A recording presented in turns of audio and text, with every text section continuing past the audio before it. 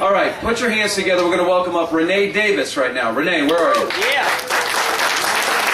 Renae Davis, come on down. You're the next contestant on Open Mic Night.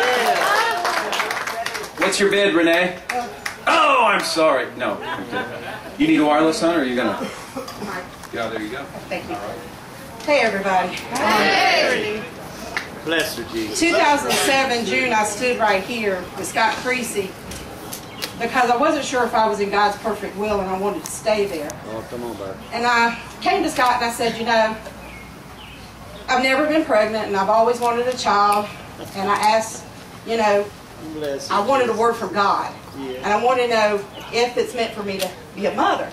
I ended up having to have a hysterectomy, so that was kind of out of the question of giving birth. I know God could turn that around, but I wanted to know what He felt that God was going to give me. And He said, you know what? He said, if God didn't want you to be a mother, He'd made you a man. And I'm like, you know, why did that have to be so simple? It's just too simple. So that was June of 2007, so I went home with my family, and I said, you know, I want to try to start possibly doing an international adoption. And I checked into it, and it was going to cost about $16,000 to adopt from Panama. And that was the cheapest. I said, God, you know, I said, I know that's just chump change for you. I said, I'll just start doing a lot of garage sales and raise the money. Amen. So we did that for a little bit. And Kathy and DJ Johnson had a cookout in August of 2007.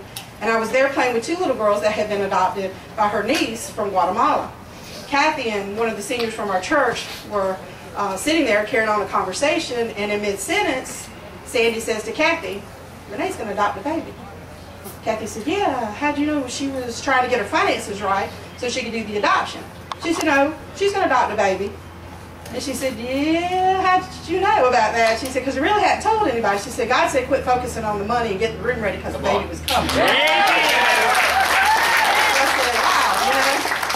So that was August. September, I was shopping Walmart, and I said, well, let me just by chance go look and see what they have for a little girl, because I'm thinking in my mind, little girl, 2 to 5, be cute. I saw a lot of Tinkerbell stuff. Fell in love with Tinkerbell. She reminds me of a little angel instead of a fairy. Needless that I know is that a movie was getting ready to come out about her. And her motto is, believing is just the beginning. And to me, that's the same thing as faith. So I started getting stuff for the room and decorated the entire room in Tinkerbell. Got the room ready. My mother went to the hospital.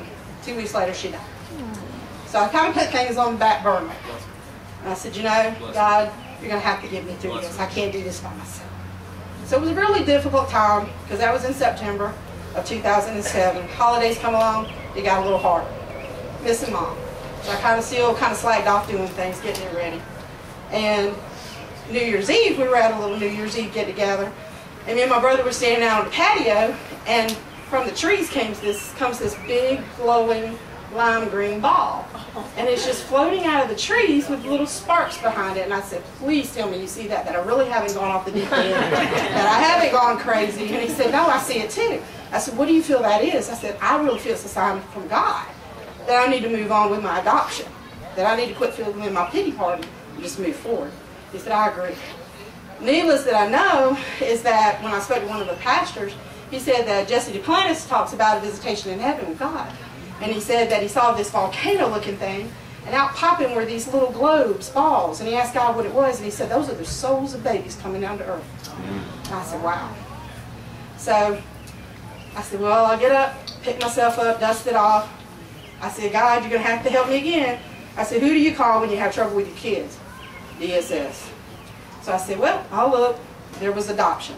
So I made a phone call. It took 3 phone calls to get a paperwork sent to me.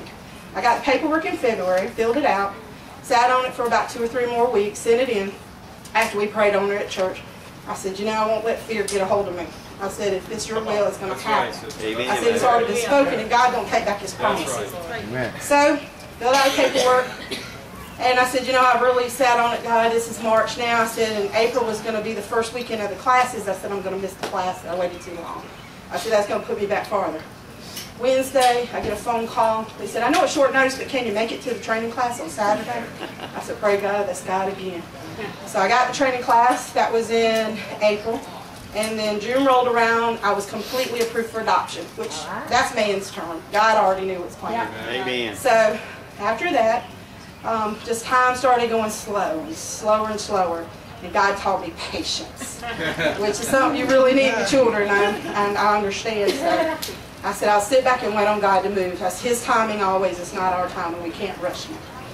We were here in June 2008, and two men right over there sat and talked to me and prophesied over me and said, I just don't know what God's doing behind the scenes, what he's orchestrating and the people he's putting in position to get what he's going to do for you, and how he's already got an umbilical cord attached to you and the child that he's got coming to you. And also, whenever that child is old enough to come to know God, you will have the same DNA. I said, wow, I had to think about that a minute. But he says, because of the fact that when he comes to know God, we're washing the blood of Jesus. So we are the same blood. That was in June of 2008. And then we went to a women's retreat in September 27th in Myrtle Beach, and Beth Stevens was preaching. And she talked about Hannah, Isaac, and Penina, and how Hannah's womb had been closed by God. And you would think, why would God do something like that? But it's again his timing. And it was to bring forth Isaac. So at that point, I said, well, I know God's going to move on me. I said, I'm going to go up for prayer anyway and let him know I'm ready. Just let me know. I'm ready when you are, God. So I went up and we stood there in prayer, and she said, I don't know who this is for, but they need to go home and get the diapers and the bottles ready because the baby's coming. Oh, boy. Constantly people kept telling me, baby, baby, baby, and I'm thinking 2-year-old, 2 to 5, no, don't tell me that. And one person said, I don't see you with a little girl, I see you with a little boy. I said, no, my child's not going to like Tinkerbell too much, it's a little boy. So, September 27th, I came home, and I made a phone call to my friend Lisa. I said, Lisa, do you still have the crib that my mom bought for your little girl? She said, yeah. I said, can you bring it over? I just want to be ready just in case. So I went out and bought a pack of diapers. I had some bottles. And then on a Monday, I got a phone call. And I was like, Lord, what's this about? And they gave me the word, and they said, we're not going to give you a little girl. God had a different plan. He gave me a little boy.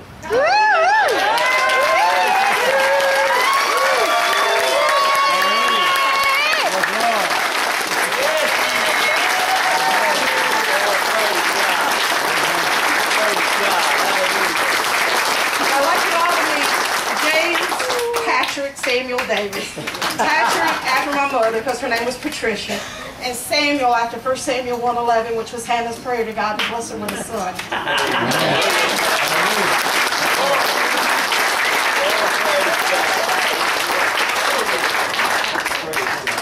Thank you for the miracle.